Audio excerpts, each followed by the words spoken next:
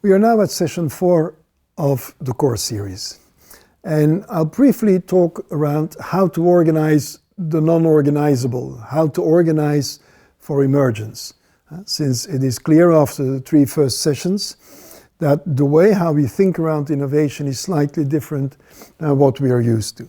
Now, there are a few different ways, and there are many more than these, but there are a few different ways of organizing that I would like to very rapidly bring to your attention. Is living labs, transformational journeys, dance studios, which is typically something that MIT has brought to market, and learning communities. First of all, and very important if you organize for emergence, is that you agree, and recall that was one of the conditions for collective intelligence to hit in, that you agree around a common purpose, around a lighthouse, around shared values, around what you're doing it for. It relates to Alice in Wonderland. When Alice asks the cat, which road do I have to take? Then the cat asks, where would you like to go? And Alice says, I don't know. And then the cat says, then every road is a good road. Since if you don't know where you would like to go, then how could you choose what to do right now? I'll show you this picture of a beet factory in Kenya. And clearly this person does not want to be alongside that mission statement, but I thought he had to be there. He was the chief operating officer. And this is one of the best ceramic, handmade beet factories in the world. However, that is not their mission. As you can see, the mission of Kazuri, which is the name of the beet factory, is to provide and sustain employment opportunities for disadvantaged members of the Kenyan society. That is their vision. That is what drives them. And if you go to the 3rd paragraph, the Kazuri workshop in Karen, that's the place, employs over 340 women, mostly single mothers. That's what they do. And that is what is driving their innovation, is driving their processes. And by the way, 2nd paragraph, in order to achieve this, we have to have the best beet factory in the world. But their vision, their mission, their drive is not to be the best beet factory. It is really the impact that that beet factory has in society. Now, if you want to organize for emergence, if you want to organize in a situation where you can't organize top-down and control people, then that shared value is crucial, since that is what keeps people on track. Now, the first format of organization for emergence is what I like to call a living lab. And you'll see a little animation of what a living lab is. In een complexe economie, waar alles met elkaar verbonden is, kunnen we niet langer managen zoals we dat altijd deden. Daarbij wordt die wereld verstoord door de snelle opkomst van exponentiële technologieën. Hoe kunnen we bedrijven helpen sneller en impactvoller te innoveren, terwijl we onze studenten voorbereiden op een maatschappij waar we nood hebben aan nieuwe beroepen die we nu nog niet eens kennen? Om dat te realiseren hebben we verschillende partijen nodig. Bedrijven, gemeenten, studenten, docenten en onderzoekers. Samen creëren we collectieve intelligentie door co-creatie. Dat alles zal samenkomen in het Living Lab. Een ruimte waar het onmogelijke kan gebeuren. Een ruimte waar innovatie, inspiratie, imaginatie, introspectie en inclusiviteit de regel is. Daar moeten we vervolgens een echte samenwerking van maken. Hiervoor is een omschakeling nodig, van lineair en controlegericht denken naar complex en co-creatie denken. Innovatie wordt de regel, maar dat gaat niet vanzelf. Dat doen we door iedereen te laten deelnemen aan een agiel innovatieproject. En tegelijkertijd te werken aan een persoonlijke transformatie. Die worden begeleid met ideeën van designdenken en systeemdenken. Dit Living Lab geeft wat de regio nodig heeft. Impactvolle en zinvolle innovaties die het bedrijfsleven begeleiden in de next economy. Studenten die niet langer leren voor beroepen die wellicht niet meer bestaan in 10 jaar tijd, maar voor competenties die hen flexibel inzetbaar maken en hen de next skills meegeven. Je leert er dingen die ertoe doen, nuttig en toepasbaar zijn in de toekomst. Dit Living Lab is jouw Next University. Alles draait om impactvol onderwijs. De Living Lab. Het ecosysteem waar innovatie, inspiratie, imaginatie, introspectie en inclusiviteit samensmelten tot een geheel. A second format is what I like to call a transformational journey. This is the picture that was in your initial description of this course. And this is the picture along which we have organized this seminar series.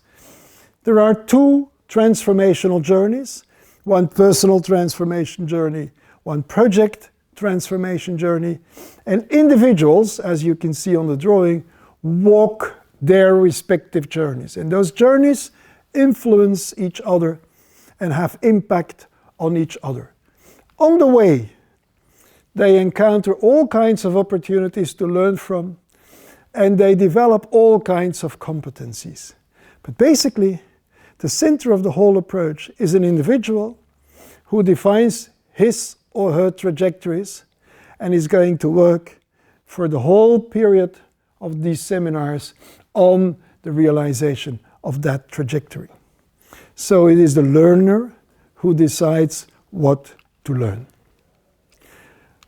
Another format, and this particular drawing is one of the MIT Media Lab, is the following one, where you do have an organization, you do have a building, you do have even a Media Lab director. However, inside that building, you all have different small units, and each unit is led by a faculty member in a particular specialization.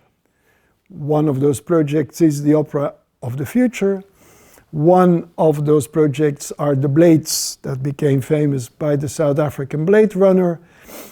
Students can join such a team. Students can work on projects.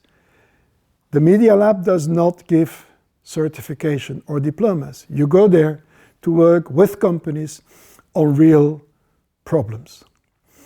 That ecosystem is enriched by entrepreneurs, artists, people that take a sabbatical and want to work for 6 months there. And they all, freely and self-organized, come together to work on those projects that they jointly would like to realize. A comparable organization is the WSO Institute, where you see the same kind of circle organization with inside all kind of different entities which are led by, a little bit strange, but by a charismatic professor and a normal professor, I guess a non-charismatic one. Also there you have other members in the ecosystem, entrepreneurs in residence, you have artists, you have ethicists. There is no strict organization. All those little projects are run by in this case, charismatic professor, right?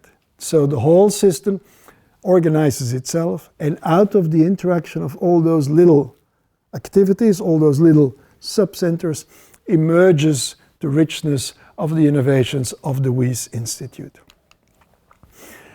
And an outcome of this way of thinking, which is reasonably popular these days, is thinking about lifelong learning. How do you create learning communities? How do you integrate research into the impactful use for problems that matter? And this is something which can easily be done once we accept that we organize for emergence. Lifelong learning is typically an example of an emerging process. If you want to build a ship, call people together and give them a desire for the endless sea. And that is the essence of how you organize for emergence, how you organize if you do not want to overstructure and over-organize. Back now to your fourth assignment, which doesn't necessarily have a lot to do with this framing. I thought, however, that it was interesting to give you some examples on how you could organize yourself differently in order to support emergence in innovation. Your fourth assignment, start with the personal transformation assignment, the golden one, you make your influence diagrams and your personal transformation intention as described in the webinar on the personal transformation journey and as described in your roadbook. For your project journey, you're now going to frame your problematique. You're going to frame your problem. And based on your causal loop diagrams, so really go back to your causal loop diagrams, you are going to define, you're finally in the stage of solutions, you are going to define two viable scenarios to explore further that you think might lead to solutions. I repeat, they should be based on your causal loops. They should not just come out of your head at this moment. You went to the first 3 assignments in order to prepare the context, to better understand the context, and now, if your causal loop diagram is rich enough, you'll see that scenarios almost automatically emerge out of your causal loop diagram. Back now to your 4th assignment, which doesn't necessarily have a lot to do with this framing. I thought, however, that it was interesting to give you some examples on how you could organize yourself differently in order to support emergence in innovation. Your 4th assignment, start with the personal transformation assignment, the golden one. You make your influence diagrams and your personal transformation intention as described in the webinar on the personal transformation journey and as described in your roadbook. For your project journey, you're now going to frame your problematique. You're going to frame your problem. And based on your causal loop diagrams, so really go back to your causal loop diagrams, you are going to define, you're finally in the stage of solutions, you are going to define two viable scenarios to explore further that you think might lead to solutions.